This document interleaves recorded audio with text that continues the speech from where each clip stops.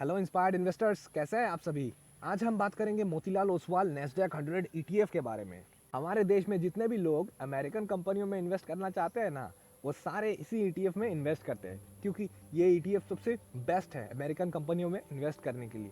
अगर आपको नहीं पता ईटीएफ क्या है तो चलिए पहले जान लेते हैं ईटीएफ क्या है, उसके बाद देखेंगे मोतीलाल ओसवाल नैस्डैक 100 ईटीएफ को। सो टाइम वेस्ट ना करते हुए लेट्स बिगिन। और हाँ, आपको किसी और टॉपिक के ऊपर वीडियो चाहिए ना जो इन्वेस्टमेंट रिलेटेड हो, तो आप मुझे नीचे कमेंट बॉक्स में बताएं। ईटीएफ यानी कि एक्सचेंज ट्रेडेड फंड्स, जैसे आपको नाम से ही पता चल रहा है, एक्सचेंज ट्रेडेड मतलब ऐसे फंड्स जो स्टॉक एक्सचेंज पर ट्रेड होते हैं। और हमारे यहाँ का स्टॉक एक्सचेंज कौन सा है? नेशनल स्टॉक एक्सचेंज और बॉम्बे स्टॉक एक्सचेंज। और अमेरिका का कौन सा है? नैस्डैक है। अब आइए ईटीएफ को थोड़ा और डिटेल में समझते हैं। सबसे पहली चीज, ये इंडेक्स को फॉलो करता है। क्योंकि ये स्टॉक एक्सचेंज में ट्रेड होता है, इसीलिए ये इंडेक्स को फॉलो करता है, जो कि है सेंसेक्स और निफ्टी। इंडेक्स फंड भी सेंसेक्स और निफ्टी को फॉलो करते हैं, लेकिन इंडेक्स फंड एक तरीके के म्यूचुअल फंड है और ये उससे थोड़ा अलग है। हाँ, हम बताएंगे क्या अलग है उसमें, लेकिन एक माँ के बेटे दोनों नहीं है, उतना मैं आपको बता दे रहा हूँ। ईटीएफ को आप हर दिन स्टॉक एक्सचेंज पर ट्रेड कर सकते हैं, लेकिन उसके लिए आपके पास डीमैट अकाउंट होना चाहिए। लेकिन म्यूचुअल फंड के केस में आप ऐसा नहीं कर सकते। म्यूचुअल फंड को आप हर दिन स्टॉक एक्सचेंज पर ट्रेड नहीं कर सकते, इसीलिए ईटीएफ का एक्सपेंस रेशियो थोड़ा ज़्यादा होता है इंडेक्स फंड से। इंडेक्स फंड का एक्सपेंस रेशियो बहुत कम होता है। लेकिन अगर आप अमेरिकन कंपनियों में इन्वेस्ट करना चाहते हैं तो मोतीलाल ओसवाल नैस्डैक 100 ईटीएफ आपके लिए सबसे बेस्ट ऑप्शन है। तो चलिए देखते हैं मोतीलाल ओसवाल नैस्डैक 100 ईटीएफ कैसा है और क्या आपको इसमें निवेश करना चाहिए, क्योंकि ये सबका चहीता है। तो एक बार देख लेते हैं कि सबका चहीता कैसा है। अब हम देखेंगे इस ईटीएफ का परफॉर्मेंस कि लास्ट कुछ सालों में इसने कैसा परफॉर्म किया है। तो आप देखिए, यहाँ पर आप देख सकते हैं जो ग्रीन कलर वाला लाइन है वो बताता है कि निफ्टी 50 का परफॉर्मेंस कैसा है, और जो येलो कलर वाला लाइन है वो बताता है कि इस ईटीएफ का परफॉर्मेंस कैसा है। तो आप देख सकते हैं पहले साल में इस ईटीएफ ने 10% से भी कम का रिटर्न दिया है, लेकिन वही निफ्टी 50 ने 10% से भी ज़्यादा का रिटर्न दिया है। लेकिन आप देखिए 3 साल में उसने कितना परफॉर्मेंस दिया है ईटीएफ ने? 20% से भी ज़्यादा। वाह! और वहीं आप देखिए निफ्टी 50 ने कितना दिया है? 15% से भी कम। अगर आप 5 साल में जाएंगे तो देखिए फिर से 15% से ज़्यादा है ईटीएफ में, लेकिन वही निफ्टी 50 में अगर आप देखेंगे तो ऑलमोस्ट 10% के आसपास है। अरे यार, इसने तो धमाकेदार परफॉर्मेंस किया है। सिंस इंसेप्शन में देखिए तो 20% से भी ज़्यादा फिर से, लेकिन वही निफ्टी 50 फिर से 10% पे। तो अब आप सोचिए, अगर आप लंबे टाइम तक इन्वेस्टेड रहते हैं ऐसे फंड्स में, तो सोचिए आपका पैसा कितना जल्दी ग्रो करेगा। लेकिन मैक्सिमम लोगों को इस चीज़ के बारे में पता ही नहीं है। मैंने बहुत सारे वीडियोस बनाए हैं उन म्यूचुअल फंड्स के ऊपर जो अमेरिकन कंपनियों में इन्वेस्ट करते हैं। आपको ऊपर आई बटन पर मिल जाएगा, आप देख सकते हैं। तो यार देखिए, यहाँ पे इतना अच्छा अपॉर्चुनिटी है। प्लस अगर आप देखेंगे तो इंडियन स्टॉक मार्केट में भी अपॉर्चुनिटी नहीं, अपॉर्चुनिटी है इंडियन स्टॉक मार्केट में भी, लेकिन वही थोड़ा टाइम लगेगा। लेकिन लोगों को उसी चीज़ के बारे में, इंडियन स्टॉक मार्केट के बारे में भी नहीं पता। जानिए इन सब चीज़ों के बारे में, बहुत मज़ेदार चीज़ है। और जो लोग देख रहे हैं ना, वो लोग ऑलरेडी बहुत ही स्मार्ट लोग हैं। वो Indian stock market, American stock market, हर जगह पे इन्वेस्ट करते हैं। अब जो मैं बोलने वाला हूँ उसको ध्यान से सुनिएगा।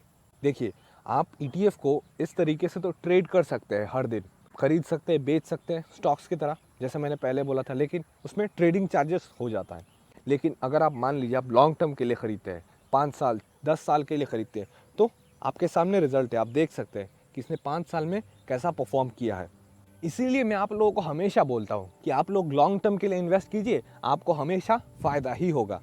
अगर आप देखेंगे यहाँ पे, तो आप देखिए यहाँ पे एंट्री लोड और एग्जिट लोड 0 है। मतलब जैसे शेयर्स में होता है, शेयर्स को आप क्या है, रोज़ खरीद सकते हैं, बेच सकते हैं, उसमें कोई एग्जिट लोड, एंट्री लोड नहीं है। लेकिन एक्सपेंसेस होता है, ट्रेडिंग चार्जेस होते हैं उसमें।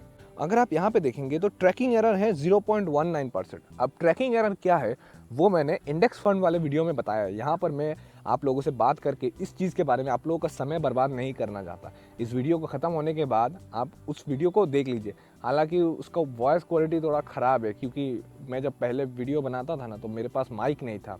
लास्ट 2-3 महीने से मेरे पास माइक ही नहीं था जब मैंने शुरू किया, लेकिन अभी फ़िलहाल माइक है, तो इसीलिए थोड़ा वॉइस क्लियर हो जाता है। अरे हाँ, अगर आपको मेरा वॉइस क्लियर सुनाई दे रहा है ना, तो लाइक करना वीडियो को, मुझे पता चलेगा एटलीस्ट कि आप लोगों को मेरा वॉइस क्लियर सुनाई दे रहा है। अब जो नेक्स्ट चीज़ हम देखने वाले हैं, उस चीज़ के कारण इसका इतना अच्छा रिटर्न्स हुआ है, और वो क्या है बता सकते हैं? तो वही गले में खराश होने के कारण थोड़ा बोलने में प्रॉब्लम होता है, ठीक है। तो आप लोग थोड़ा संभाल लीजिएगा, मेरे गले पे बहुत ज़ोर देने के कारण मुझे बोलने में बहुत तकलीफ़ हो रही है।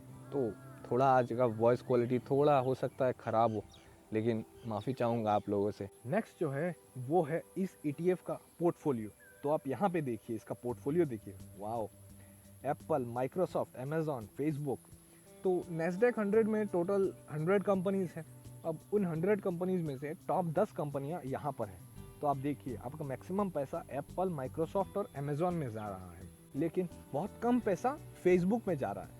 एक म्यूचुअल फंड है, Parag Parikh long term equity fund. उस म्यूचुअल फंड का मैक्सिमम पैसा फेसबुक में इन्वेस्ट होता है। मैंने उसके ऊपर भी वीडियो बनाया है, तो अगर आप चाहते हैं कि और भी इंटरनेशनल फंड्स के बारे में जानना, तो आप ऊपर आई बटन पर वो वीडियो देख सकते हैं। तो इतने अच्छे रिटर्न्स और इतना अच्छा पोर्टफोलियो, तो इसको बनाया किसने? इसको बनाया है इस फंड के फंड मैनेजर ने। तो इस फंड के फंड मैनेजर है मिस्टर सुनील मायकर। मैंने इनका फ़ोटो नहीं लगाया यहाँ पे, वो कुछ कॉपीराइट इश्यूज़ के कारण है। तो आप देखिए, इनका एक्सपीरियंस है लगभग 10 साल का, और ये ETF भी शुरू हुआ था लगभग 10 साल पहले ही। 2011 को ये ETF शुरू हुआ था। तो मतलब आप बोल सकते हैं कि जब से ये ETF शुरू हुआ है, तब से लेकर आज तक ये इस ETF के साथ जुड़े हुए हैं। तो जैसा कि मैंने बोला भी था आपको कि ETF के केस में आपका एक्सपेंस रेशियो थोड़ा ज़्यादा हो जाता है। तो आप अगर चाहे तो आप म्यूचुअल फंड के थ्रू भी जा सकते हैं। और एक म्यूचुअल फंड है जो मोतीलाल ओसवाल नैस्डैक 100 ETF में इन्वेस्ट करता है, और वो म्यूचुअल फंड है Motilal Oswal Nasdaq 100 fund of fund. तो इसके ऊपर भी मैंने वीडियो बनाया है। उस वीडियो में मैंने एक गलती कर दी थी, तो उसके कारण मैंने आप लोगों से माफ़ी भी मांगा, सॉरी भी बोला आप लोगों को, क्योंकि वो गलती मेरे से अनजाने में हो गई थी। लेकिन मैं एक चीज़ आप लोगों को बताना चाहता हूँ कि ये जो म्यूचुअल फंड है Motilal Oswal Nasdaq 100 fund of fund, ये लगभग 1.5 साल पुराना है। मतलब इसी के कारण मुझे इन्वेस्ट करना उसमें उतना अच्छा नहीं लगता, क्योंकि ये मात्र 1.5 साल पुराना है। जबकि और भी बहुत सारे म्यूचुअल फंड है जो अमेरिकन कंपनियों में इन्वेस्ट करते हैं, जो 10 साल 7 साल पुराने हैं। तो आप उन म्यूचुअल फंड्स के साथ भी जा सकते हैं। लेकिन अगर आप चाहते हैं कि आपको इसमें इन्वेस्ट करना है, तो आप कर सकते हैं, क्योंकि मैं बताने वाला हूँ, मैंने बता दिया आप लोगों को। आशा करता हूँ कि आपको सारे डिटेल्स मिले होंगे मोतीलाल ओसवाल नैस्डैक 100 ETF के बारे में, कि कैसे आपको इसमें इन्वेस्ट करना चाहिए, कि क्या क्या तरीके हैं, क्या क्या एडवांटेजेस है, डिसएडवांटेजेस है। मैं सारे चीज़ आप लोगों से शेयर किया मैंने। तो आशा करता हूँ आपके सारे डाउट्स क्लियर हुए होंगे। अगर नहीं हुए हैं तब आप नीचे कमेंट्स में बताएं, क्योंकि आपका भाई तो है ही आपके लिए, तो फिर टेंशन किस बात का है। और हाँ, वीडियो अगर अच्छा लगा तो लाइक ज़रूर कर देना, और अगर नए हो तो सब्सक्राइब करके इंस्पायर्ड इन्वेस्टर्स के परिवार का हिस्सा भी बन जाओ। So thank you and happy investing.